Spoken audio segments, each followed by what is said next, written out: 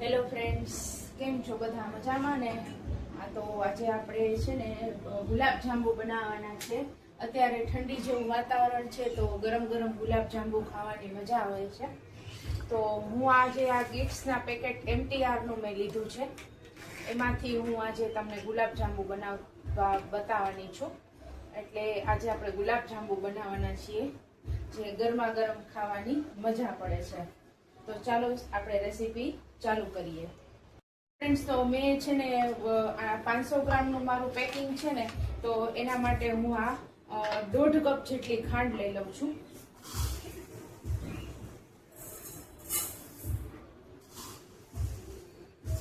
આ 1.5 કપ જેટલી મેં ખાંડ લીધી છે અને એમાં 1.5 કપ જેટલું આપણે પાણી નાખી દેવાનું છે.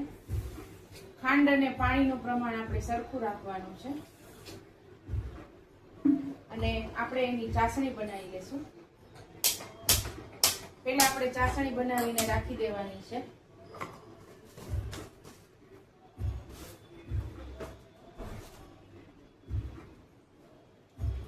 ફ્રેન્ડ્સ, એમાં આપણે 2-4 કેસરના દાણા નાખશું.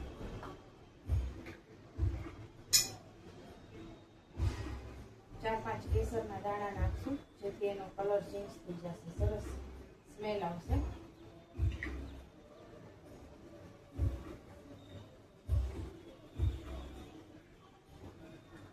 અને આપણે એની ખાંડ ઓગળે ને એવી ચાસણી બનાવી લેવાની છે.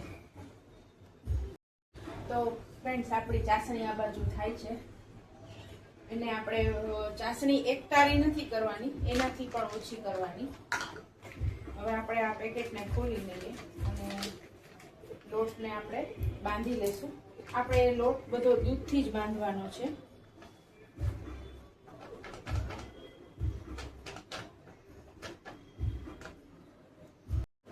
તો આપણે છે ને લોટને દૂધથી બાંધી લઈશું. હવે એના માટે હું અત્યારે 1 કપ દૂધ લઉં છું, પોણો કપ જેવું. પછી તમને કહું કે કેટલું દૂધ જોઈએ છે.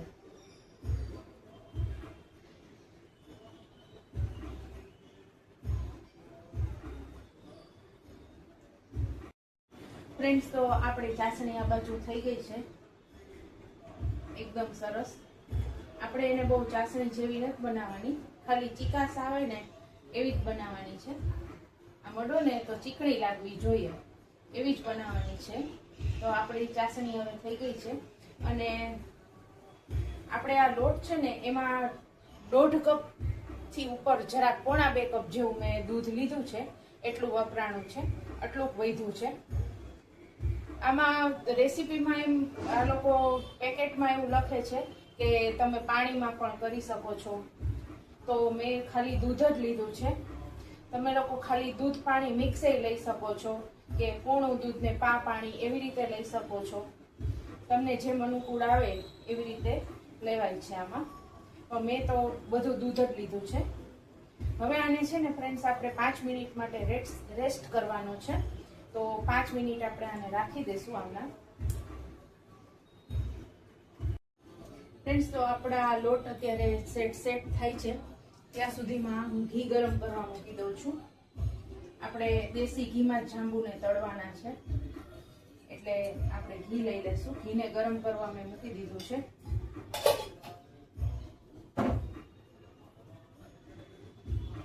હવે આપણે આ લોટને લુવા પાડી લેશું. એને પહેલા છે ને ફ્રેન્ડ્સ, આપણે ઘીવાળો હાથ કરી અને 2 થી 5 મિનિટ માટે જરાક મસળી લેશું. એટલે આપણો લોટ છે ને એકદમ લીસો થઈ જાય. એને 1 થી 2 મિનિટ માટે મસળી લેવાનો છે.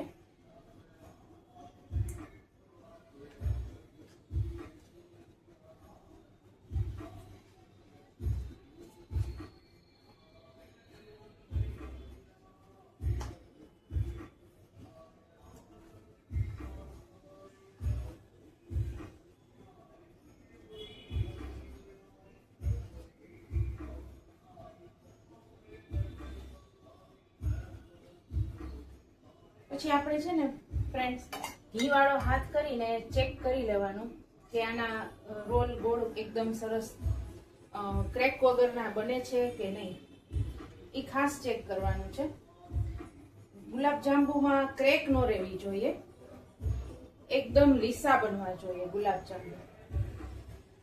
જો એવું લાગે ને તો તમારે સહેજ છે ને આમ પ્રેસ કરવાના અને પછી ગોળ ફેરવવાના, એટલે જાંબુ એકદમ સરસ બનશે.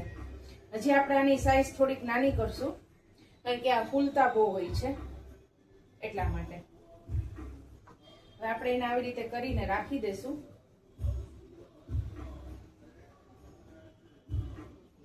જો આવી રીતે બધા છે ને બોલ વાળી અને આપણે રાખી દઈએ. અને આપણું ઘી પણ ત્યાં થોડું ગરમ થઈ જાય. આપણે આને મીડિયમ તાપે ફ્લેમ ઉપર આપણે કરશું. ફાસ્ટ ગેસે કે ઓલે નથી કરવાના. એકદમ ગરમ ન થઈ જવું જોઈએ આપણું ઘી કે તેલ જે પણ હોય. તમને એવું લાગે ને તો પેલા આમ હાથથી સહેજ આમ દબાવીને મસળી લેવા, પછી એનો રોલ વાળશો ને તો એકદમ ક્રેક નહીં થાય અને એકદમ ગોળ ગુલાબ જાંબુ તમારા સરસ બનશે. ફ્રેન્ડ્સ, તો આપણું ઘી છે ને ગરમ થઈ ગયું છે અને મેં ચેક કર્યું છે એક બોલ નાખીને, તો આપણું ઘી સરસ ગરમ થઈ ગયું છે. એટલે હવે આપણે એમાં બોલ્સ નાખી દઈશું. અને મને છે ને ફ્રેન્ડ્સ આ લોટ પ્રમાણે થોડીક ચાસણી ઓછી લાગતી હતી કારણ કે આપણે ગુલાબ જાંબુ છે એ ડૂબાડૂબ રાખવાના હોય, કોરા નો રાખવાના હોય, ઉપરથી કોરા એમ નો રે, એને સાવ એકદમ ચાસણીમાં ડૂબાડી દેવાના હોય. એટલા માટે મેં પાછું 1 કપ ખાંડ ને 1 કપ પાણી નાખીને પાછી ફરીથી ચાસણી થોડીક કરી છે વધારે. આ મને ઓછી લાગે છે એટલે. તો ફ્રેન્ડ્સ, 500 ગ્રામનું પેકેટ હોય ને તો મને એમ છે કે 500 ગ્રામ ખાંડ તો તમારે જોઈએ જ જાય. હા, 500 ગ્રામ ખાંડ ને સામું એટલું મેજરમેન્ટ કરીને તમારે પાણી લઈ લેવાનું.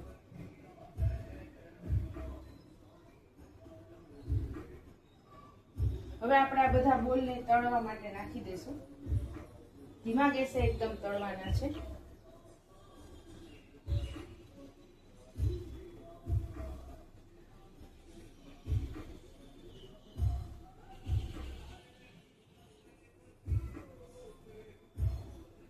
અને આપણે એને હલાવવાના નથી. આમ કરી અને એના ઉપર છે ને થોડું ઘી તેલ આવે ને ઘી, એ રીતે એને આમ ચલાવવાના, એટલે તમારા ગુલાબજાંબુ ફરતા એકદમ સરસ ફ્રાય થઈ જશે. બને ત્યાં સુધી એને અડવાના નથી. હા, અડવાના નહીં. તમે એને ધીમે ધીમે આમ ગોળ ગોળ ફેરવશો ને એટલે સરસ થઈ જશે અને ફૂલીને એકદમ મોટા થશે. હજી આનાથી નાની સાઈઝ થોડીક કરશો તો ચાલશે. આમ છે ને હલાવવાના એટલે તમારા ગુલાબજાંબુ ઓટોમેટિક તળાતા જશે. ફ્રેન્ડ્સ, જ્યારે પણ ગુલાબજાંબુ બનાવો ને ત્યારે ખાસ એક વસ્તુનું ધ્યાન રાખવાનું છે કે જો તમારા ચાસણી ગરમ હોય ને તો તમારા જાંબુ ઠંડા હોવા જોઈએ, અને જો જાંબુ ઠંડા હોય ને તો તમારી ચાસણી ગરમ હોવી જોઈએ.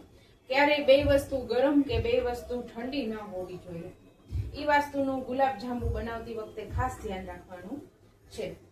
જો તમારે બે વસ્તુ ગરમ કે બે વસ્તુ ઠંડી હશે તો તમારા ગુલાબજાંબુ યોગ્ય નહીં બને અને ખાવામાં પણ મજા નહીં આવે. કાસે જ ઓલા થઈ જશે, વધારે ચાસણી પી લેશે, અને ગરમ હશે તો, અને પોચા વધારે પડતા ગરમ હશે તો બની જશે, ભાંગી જશે, એવું બનશે. અને ઠંડા હશે તો એ ચાસણીને ઓબ્ઝર્વ નહીં કરે.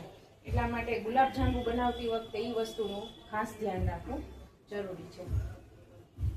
ફ્રેન્ડ્સ, તો આપણે આજે જાંબુ તળાય જ છે મસ્ત મજાના. ફ્રેન્ડ્સ, હું ગુલાબજાંબુ છે ને લગભગ માવાના જ બનાવું છું, ભલે વરસમાં 1 કે 2 વખત જ બનાવું, પણ આ વખતે મેં પહેલી વખત ટ્રાય કરી છે આ રીતે ગુલાબજાંબુ બનાવવાની પેકેટમાંથી. મેં કોઈ દિવસ બનાવ્યા નથી. ફ્રેન્ડ્સ, તો જો આપણા ગુલાબજાંબુ આવા તરાણા છે, આવા ફ્રાય થઈ ગયા છે. હવે એને આપણે છે ને ચાસણીમાં અત્યારે ડુબાડતા જાય છે. આપણી ચાસણી ગરમ છે અને જાંબુ આ ઠંડા થઈ ગયા છે, તો આપણે એને ચાસણીમાં નાખી દઈશું.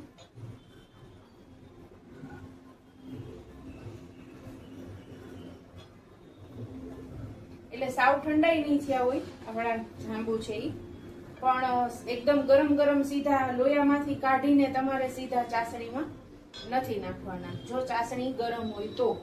ચાસણી ઠંડી હોય તો કોઈ વાંધો નથી, તો તમે સીધા એમાંથી નાખી શકો છો. તો આ રીતે હું ગુલાબ જાંબુને મેં ડીપ કરી દીધા છે અંદર. હવે થોડી વાર પછી એકદમ અંદર ચાસણીમાં બેસી જશે અને અંદર ચાસણી ચડી જશે એમાં. ત્યાં આપણે આપણા બીજા ગુલાબ જાંબુના બોલ બની ગયા છે એ ફ્રાય કરવા માટે નાખી દેશું.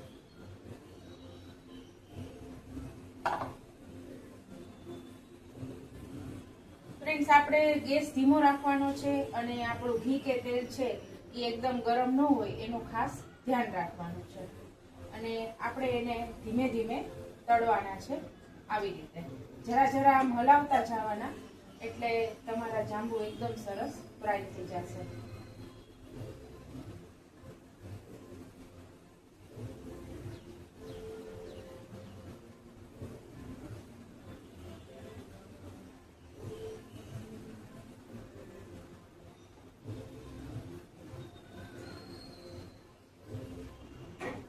તો આપણા બીજા જાંબુનો પેચ પણ મેં નાખી દીધો છે ફ્રાય થવા માટે.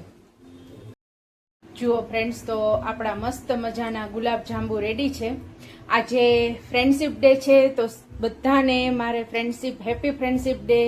બધાને મારા વતી, બધાને ફ્રેન્ડ્સ સાથે બધાને ખૂબ જ બને અને ખૂબ જ સારા સંબંધ બને એવી શુભકામના છે આપણે ભગવાનને. અને આપણા ગુલાબ જાંબુ રેડી છે, તો આપણે પહેલા ભગવાનને પ્રસાદ ધરાવશું અને પછી આપણે ખાશું. તો ફ્રેન્ડ્સ, આપણા મસ્ત મજાના ગુલાબ જાંબુ રેડી છે સર્વ કરવા માટે. અને આ ગરમ ગરમ ગુલાબ જાંબુ ખાવાની ખૂબ જ મજા આવે છે.